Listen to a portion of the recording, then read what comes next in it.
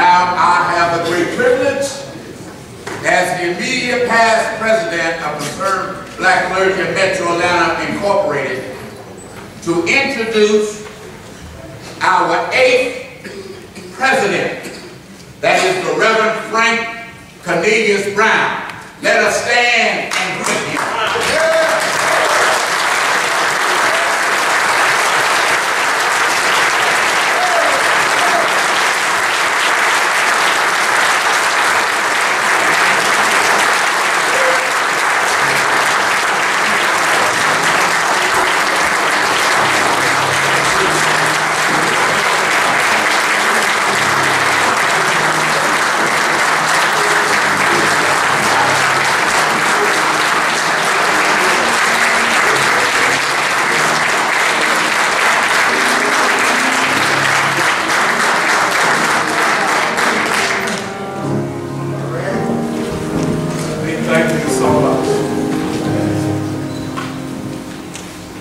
It is with a great deal of humility that I have graciously accepted the honor of being elected to serve as President and CEO of the Concerned Black Clergy of Metropolitan Atlanta.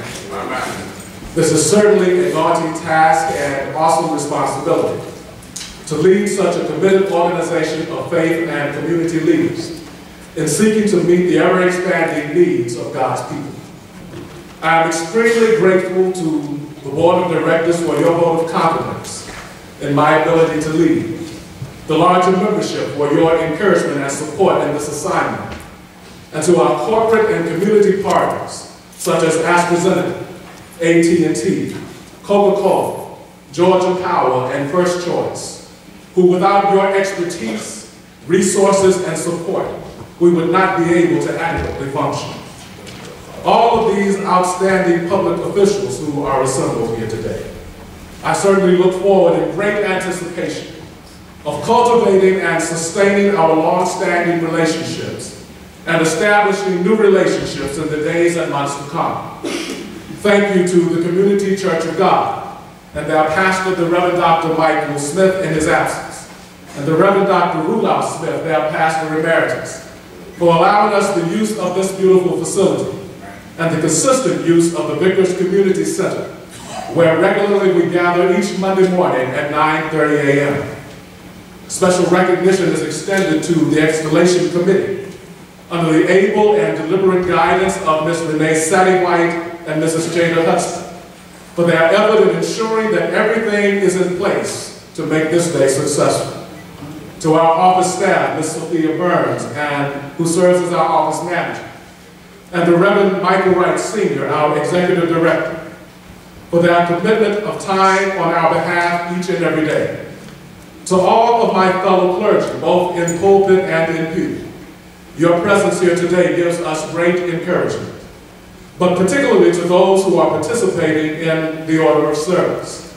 These outstanding servant leaders with whom my life has intersected on various levels, you will forever hold a place in my heart. I would never have imagined receiving the reins of leadership from one who is such a magnanimous figure, passionate leader as we have in the person of the Reverend Dr. Richard Cobble. It was Dr. Cobble who I had the pleasure of working with in the outreach ministry of the Ebenezer Baptist Church.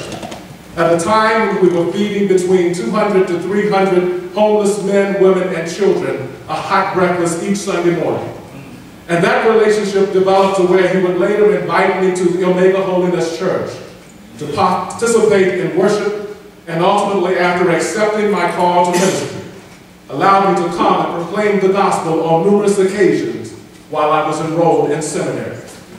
He has done all this work on behalf of the CDC, casting and implementing a vision that has served us well over the past 2 years. And I invite you to join me in saluting him with a rousing round of applause for his outstanding effort.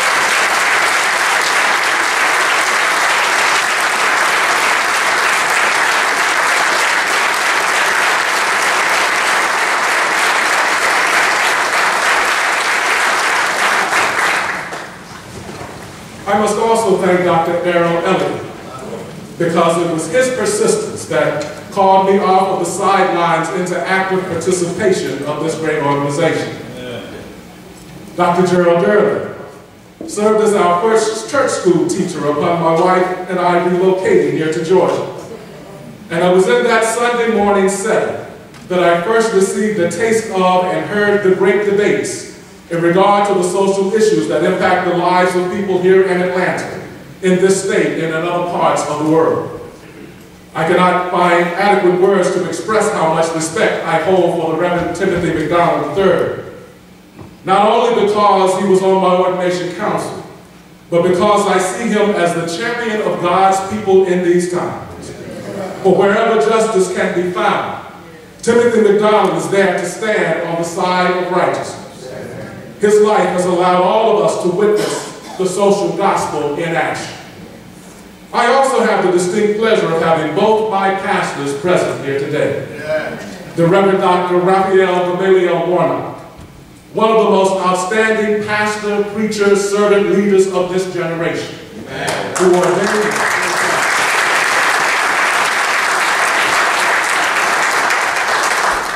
ordained me and sent me forth into my pastorate, and the Reverend Dr. Joseph Lawrence Roberts, Jr., who is my pastor, mentor, and father in the ministry.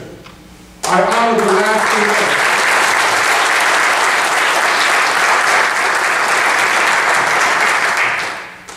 the lasting legacy of his leadership as a founding member of this body and pastor mentor to now a fourth person who would be president. The working papers of his life are well chronicled in the annals of faith. I would certainly be remiss if I did not acknowledge the presence of the young lady who has been by my side through thick and through thin for the past 27 plus years, of the person of my wife, Linda. Would you stand?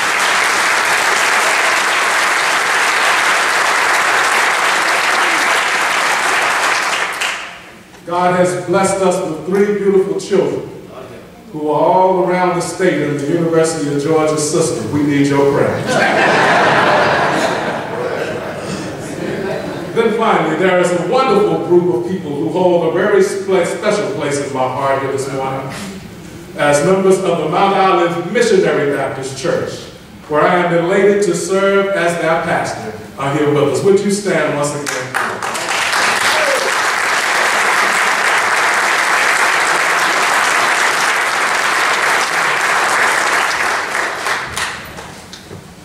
My brothers and sisters, as we began our time together, our continued prayer must always be that our efforts will serve as the catalyst by which we are able to address the systemic, social, economic, political, and cultural ills of our community that enable us to be the primary, principle-centered, proactive organization of faith in Metro Atlanta. As the moral compass of our community, we seek to be intimately engaged in the decision-making process that affects the lives of all people. In other words, we want to be called and consulted first when problems develop, exist, or persist. And we will respond to those calls with all deliberate speed and due diligence, based upon our common values of faith, family, and community. It is our position to be proactive, not reactive, and utilize the ingenuity of our membership to develop initiatives and programs that will lead us from the ravages of an impoverished condition. Because when people live with their backs against the wall, they need to know that there is someone who stands on the side of the oppressed.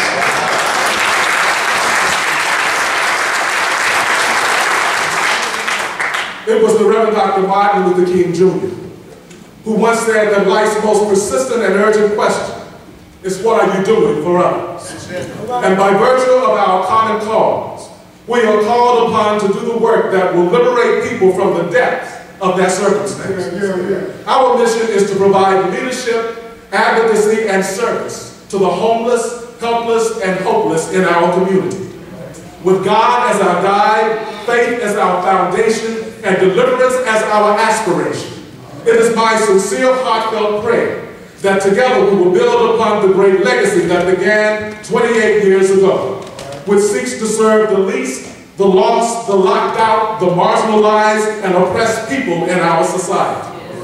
We will make it our priority to continue to create outreach programs and partner with civic and community and other nonprofit organizations that are addressing the needs of the homeless. The homeless population is expanding, while services and resources on the state and federal level are diminishing. But as a people of faith, we are called upon to be sensitive to the plight of the poor. We cannot turn our backs on this systemic problem. That's why the partnership we have with Wells Fargo Corporation is so important to the efforts in our community. For this is an initiative that developed at the height of the foreclosure crisis to help people remain in their homes and learn to better manage their resources. This program seeks to connect our clergy and their memberships with relevant banking products and services that promote neighborhood stability and financial success in our communities. We must also leverage our relationships with other corporate sponsors, such as Habitat for Humanity and First Choice, because both of these outstanding organizations provide first-time home buyer workshops and other educational services relative to homeownership. I certainly recognize that the issue of homelessness is extremely broad and complex, because the homeless population is not only limited to those who reside in shelters and sleep under bridges, but it is also represented by those who are living in the basement of family and friends, or perhaps living in extended stay motels. There are many variables that cause and create this situation. Chief among them are the economic conditions under which we live. Unfortunately, the greatest disparity between the rich and poor in this nation exists here in the city of Atlanta. We also hold the dubious distinction of being the poorest city in the United States for children and the city that has the largest number of homeless children. And so in our quest to deal with the homeless issue, we must not overlook our brothers, but we must channel our attention greatly to women and children. Women and children are the most vulnerable segment of our homeless population. That is why I've asked our Vice President of Missions and our Vice President of the Women's Division to hold conversations with folks like the Atlanta Union Mission, Odyssey 3, the Open Door Community and Regional Commission on Homelessness, to research the services that are presently being provided in this area and help us carve out our niche, or help us understand where we can provide substantive support to others engaged in this important work. Concerning those who are considered helpless, we must continue to create programs and services that address the employment issues we face in our community. The employment market will never be what it once was in our society. And the reality of the matter is that in our community, employment opportunity has never been at its best. But that's why we must help our people develop a spirit of entrepreneurship. We want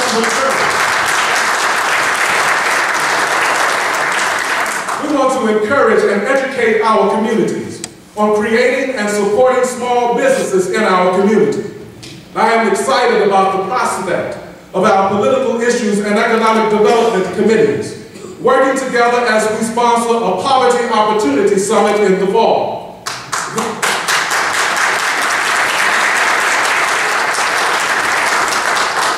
This summit will provide us with an opportunity to place emphasis on our commitment of easing the strain of poverty, increasing job opportunities, and dealing with quality of life issues for our community residents.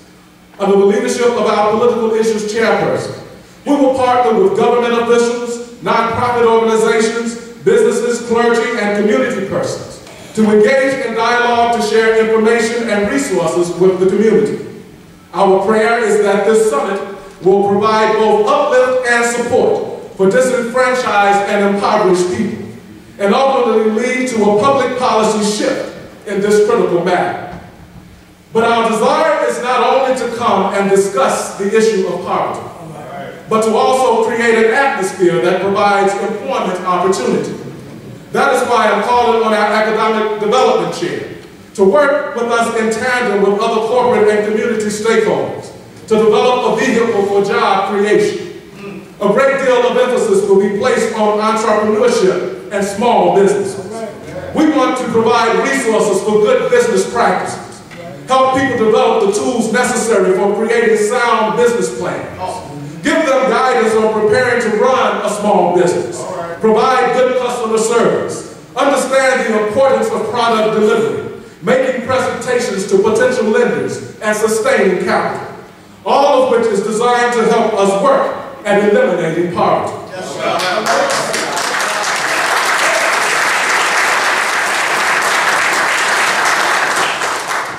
As it relates to those who are considered hopeless, we will continue to campaign and speak out against unethical practices, unfair legislation, and discriminatory behavior from institutions and or persons that adversely affect our community. For we are called upon, in the words of the prophet Micah, to do justice, love mercy, and walk humbly with our God. To that end, we will stand with organizations such as the NAACP, Amnesty International, the People's Agenda, Rainbow Push, and others on the local, state, and national level in an effort to repeal the death penalty.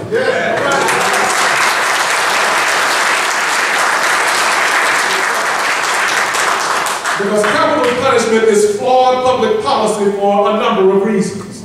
Among other things, it does not deter crime. Too often, race seems to be a determining factor in who lives and who dies. Statistics suggest that 42% of people on death row are African American. There are too many cases of accidental executions of innocent people. And unfortunately, when something of this nature occurs, executions cannot be reversed. And according to the major document that governs our faith, it is immoral. We will also work with our partners to take a stand against the attack on people's voting rights by advocating for free and fair elections. We will speak out against unfair voter ID laws that seek to disenfranchise total segments of our society.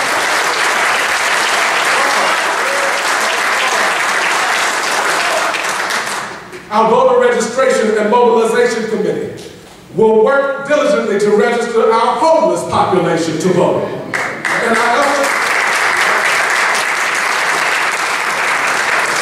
And our efforts will be totally nonpartisan as we work diligently on behalf of all people, regardless of political affiliation. Because too many of our ancestors fought too hard, marched too far, suffered too long, and died too young in our struggle for voting privilege. For us to not take a stand against such a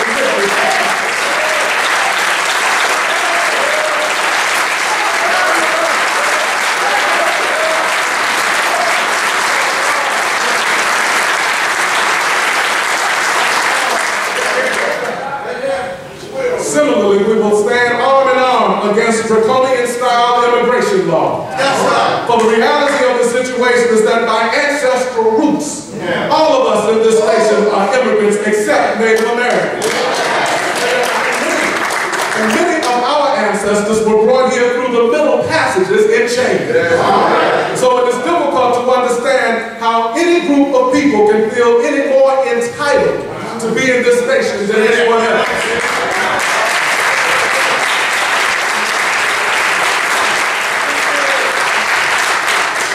People are simply seeking to gain freedom to experience a better quality of life. And a better quality of life ought to be available to everyone. Our advocacy will also lead us to stand up for the children in our school systems. We must encourage our school boards to implement a curriculum that provides for more trade, technical, and vocational opportunities on the grade school level. Teach courses that can lead to our young people developing an interest in becoming electricians, plumbers, HVAC workers, and carpenters, because we recognize that all of our youth will not ultimately enter into a 4-year institution of higher learning.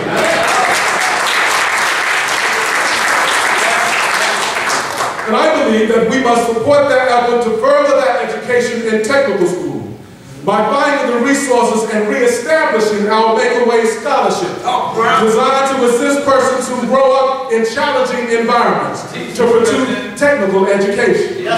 Perhaps our working in this arena will lower the number of our youth being caught up in the cradle-to-prison pipeline. If we offer them options, if we offer them options supported with necessary resources, mentoring programs, and internships. It will be beneficial in keeping young people out of the juvenile justice system.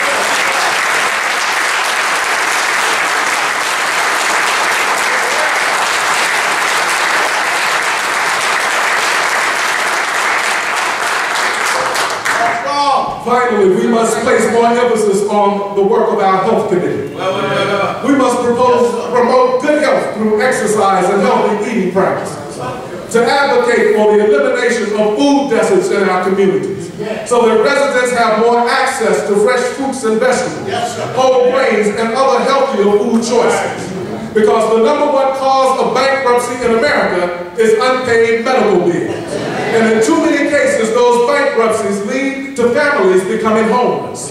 So we want to promote and encourage a healthy lifestyle, to focus awareness on the health disparities that adversely affects the poor, and provides health education and information to help improve the quality of life of our community residents.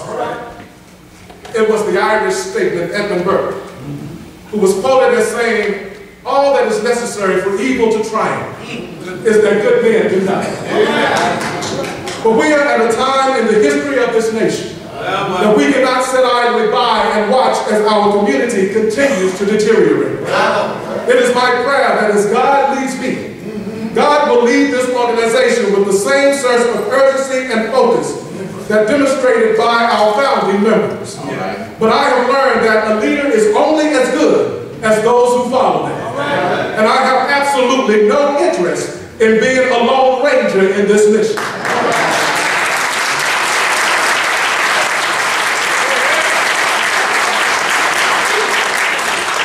Therefore, we will be calling on each of you to engage the work that we are called upon to facilitate on behalf of the people of Atlanta together. We must roll up our sleeves and hitch up our britches as we think critically and work expeditiously to address the systemic social issues that are before us. Independently, we can accomplish some things, but together we can accomplish so much more.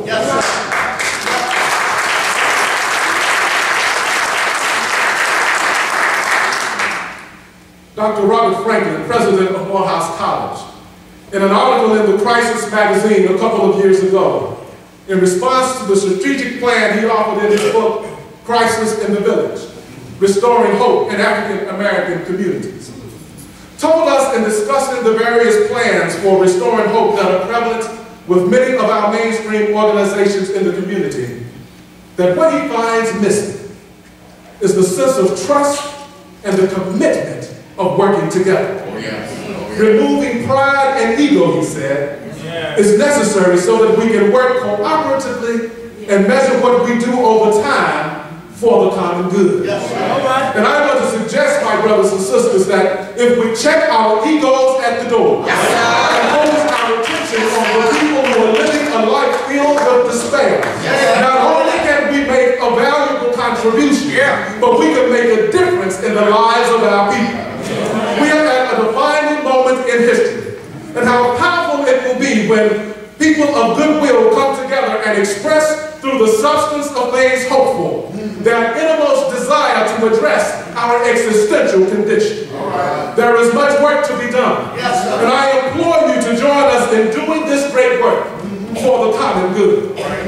Theologian Walter Rauschenbusch, who is widely considered the leading voice of the social gospel movement, argued that the Bible itself is dominated by social concern and that anything less than modern times is a mark of defection from the source of our faith. And if I were preaching today, I would take my text from the book of Nehemiah, where we find this young man, Nehemiah, overcome with grief due to the condition of his community and his people. And it's there in the text, my brothers and sisters, that Nehemiah prays and pours out his heart to God and looks for ways to improve the situation. The Bible tells us that Nehemiah, after observing and assessing the conditions in Jerusalem, put all of his resources of knowledge, experience, and organizational skills to work in determining what should be done. And so it is that when we arrive at our text, in the 17th verse of the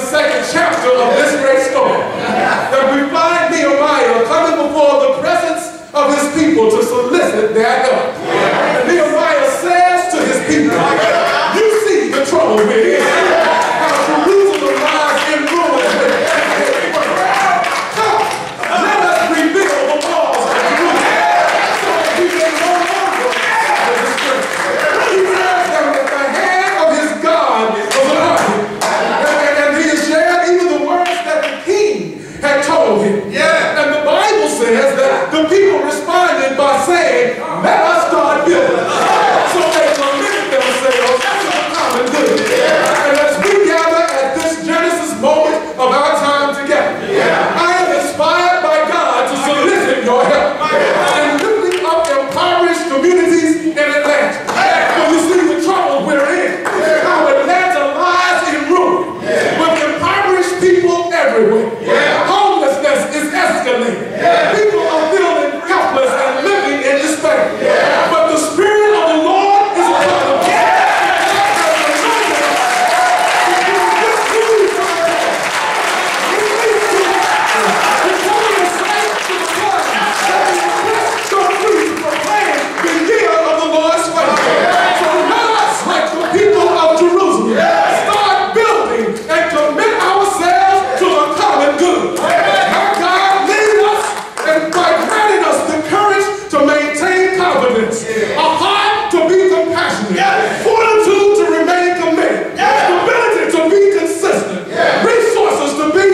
And wisdom to be decisive.